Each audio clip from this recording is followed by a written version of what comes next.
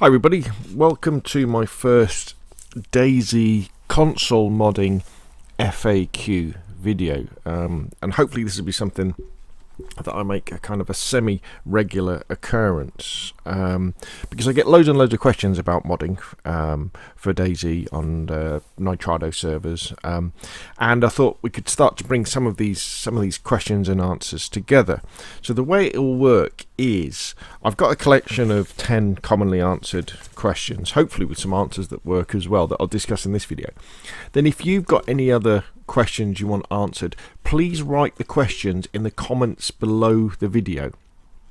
But it might be an idea first just look through the comments if there's some already, unlike any ones that you think I want that answered. Now I'm concentrating on console modding here, so this is Xbox and PlayStation. I'm not really delving into PC modding because that's kind of beyond my knowledge. I do a bit, and I have done some videos about it, but it's a lot more complicated, and I'm not that great at console modding, but maybe, you know, I've got a platform where I can point you towards answering some of these questions.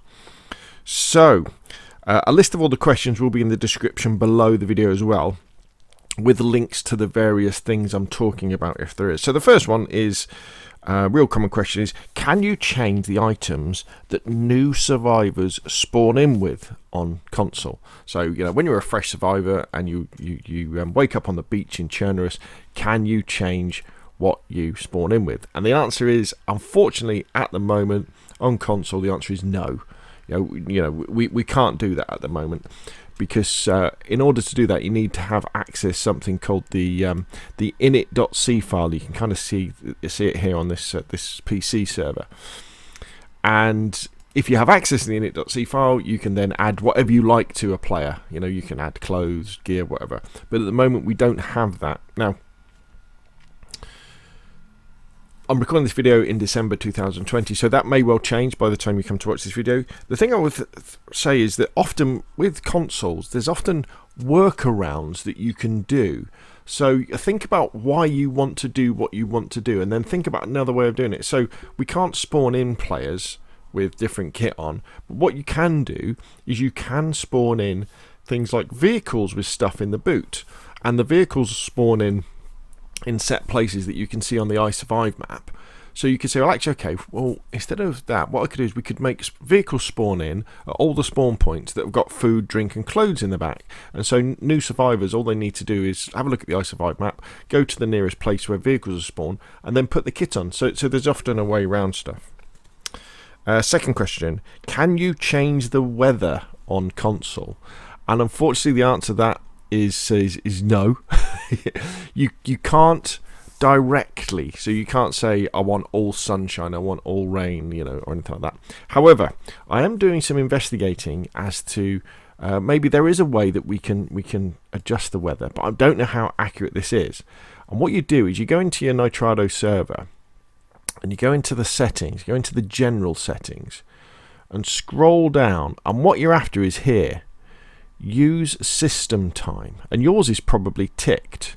But if you untick that, so just so it's blank like that, and then put a custom server time, and the way it works, it's year, month, day, time.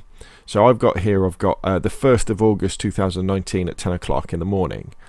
If you put that on there and then untick persistent server time, what will happen is every time the server starts, it will be the 1st of August 2019, which should be fairly warm, because I'm pretty sure that the way the weather works in DayZ, it's tied to the actual proper calendar, and your server's calendar is tied to the actual real calendar in the outside world. So when it's January on your DayZ server, it's going to be cold. When it's January in the middle of the night, it's going to be absolutely freezing, and as it's more difficult to survive now, that could be the case. Now DayZ is set in Eastern Europe, which can be cold at the best of times, but it also can be really hot in the summer. So this is something I'm playing around with. So I'd recommend, if you want to experiment with having less cold and less rain, untick system time, set a custom server time of, say, I don't know, it could be midday in July or midday in August, and untick persistent server time. So every time your server starts, it'll be starting then.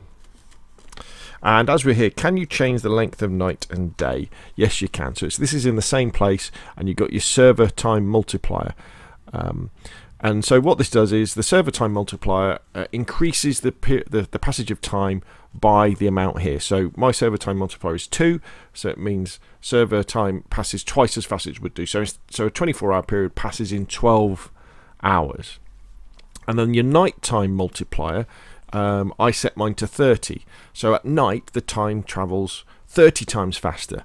In effect, what this means is that our days last 12 hours, and so that means we have a 6 hour. That means we have roughly a 6 hour day, and then the nights last about 15 minutes. I'll put a link in the description below to a document I've put together, a Google Doc, where you can put your own figures in. But 2 and 30 is, I think that's a pretty good way to go, because nights go really quick, and the days last a reasonable time. Can you change the amount of items and different items that spawn in with the loot economy? And the answer to that is 100% yes. Yeah, there's loads of videos out there showing you how to do this. And again, I'll put a link in the description down below. But basically, what you're playing around with is something called the types.xml file, which looks like this. I'm using Notepad++. And let's go down. So if, for example, here, let's have a look at this type here.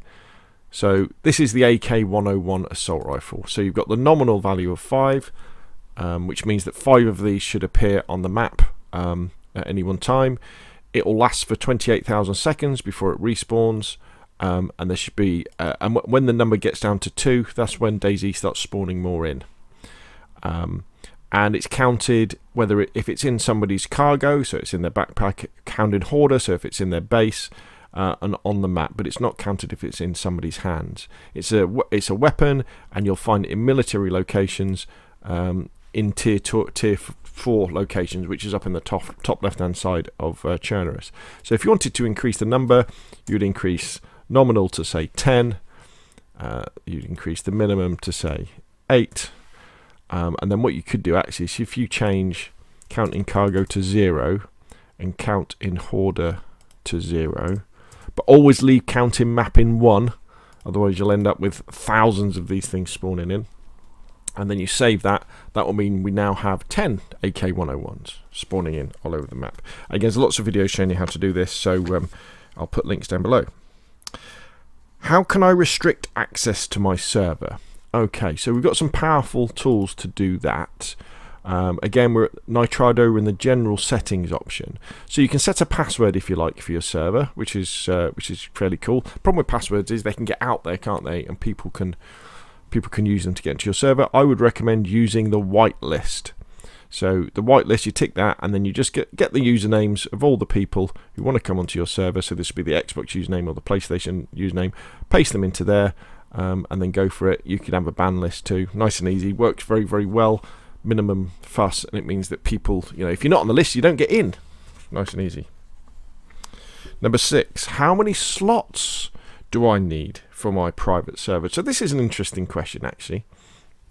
This is an interesting question. So if you're thinking about creating an Xbox or PlayStation server, and you're thinking, oh, well, how many people I'm going to be wanting, because the more slots you have, the more expensive it is. How many do I need? Well, the answer is not very many to start off with. Honestly, don't. I mean, my servers are quite unusual in the fact that I have a paywall for my servers. So people have to pay a couple of bucks a month to get into them, because we have PvE only, and it makes sure that we have this walled garden where people can have a more adventure side of DayZ without having to worry about PvP. So I have low pop servers anyway. But you'd be surprised that even with lots of players on a server, they tend to come in and on at different times. So when you're buying a server, go low. Go with 10 players to start off with. Don't suddenly be buying a 60-player server that you've got to pay for with Nitrado. Go low to start off with, then expand it if you start bumping up against the maximum player count and people start bouncing off. Can I add more zombies and take zombies away? Absolutely. You can have more zombie events, so you can have more zombies popping up more often around the map. You can add more zombies to each event as well. It's a bit complicated to go into here, but I'll put a link in the description below to this video here that shows you how to create zombie hordes. Question 8. Can you add more animals? I'll put a link to this video in the description down below. But basically what we're doing here is we're playing around with the events file. So for example, here's the deer. So items that spawn in are controlled by the types.xml file. So these are things, you know, shoes, jackets, that sort of thing. But then you get events like animals or zombies, and these are controlled by the events file. So animal, deer. So there should be 10 animal events that happen. Now the way that these work in DayZ is that DayZ, as you know, is a massive map, and you'll have 9 potential animal events that are there in theory. Now these events don't actually become reality until a player approaches them, and as a player approaches the radius where they are, it's one of those figures. As it approaches, that deer then spawns in, and it will spawn in what happens down here. So the male and female, I think, are they roe deer? They're big deer, aren't they? So they will then spawn in, and they will hang around until you walk away, or they get too far away from you. And if they get too far away from you, they'll disappear. So if you want to increase the chances of players in your server coming across animals, you increase the nominal. Now, how this actually affects the min and the max as well is a bit odd, because it doesn't kind of follow logic. And you find this a lot of time with DayZ. You'll go through the files and you'll think you start to understand the logic behind what's going on. And you'll think, well, wait a minute, for this particular event, this works. Why isn't it the same for the other one? You know, don't worry about it. So what I would probably do is, here we go, animal, cow, where have I got? Animal, deer. So, for example, if you want loads and loads of deers popping up, I've got 18 events here. I've changed them in on the max to 12 and 20. Don't play around with the children. I don't think you have to play around with those. Otherwise, you could do, but you'll end up with lots of animals spawning in at the same time. I suppose you could do that, play around with that. But again, I'll link to that video as well. Can you add more vehicles? Yeah, again, vehicles is controlled by the events. So if we do Control F and look for, I don't know, truck is a good one. There we go. So the event for vehicle truck 01 on my server, you've got 90 potential vehicle trucks spawning in, min 80, max 100. Now with these, this is one where I have changed the minimum and the max. So the maxes all add up to 90 and the minimums add up to less than 90. And it seems to work okay. If anybody knows any better, then by all means, please come and tell me. And then the final question would be, can you add buildings to console in DayZ? And the answer to that is yes, you can. It's another one of those workarounds. But what you need to do is, and I'll put a link in the description below. You want to go, you can search YouTube, but one of the most amazing resources for DayZ modding is Don Sibley's Discord. Now, I've got some resources on my Discord, you know, and thank you for the people on there who do help. Over on Don Sibley's Discord, though, they've got some amazing mod packs. See if can I see them here? Server and PlayStation area. It looks like they've changed things around a little bit. And what you'll find in here is complete XML files.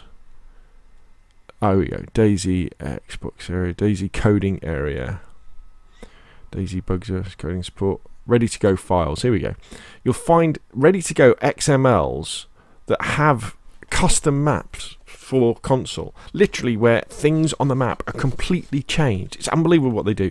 And there's also FAQs on how to do all this as well, and it's absolutely amazing. So that's Don Sibley's Discord, so go over there and check him out. Again, I'll put a link in the show notes down below.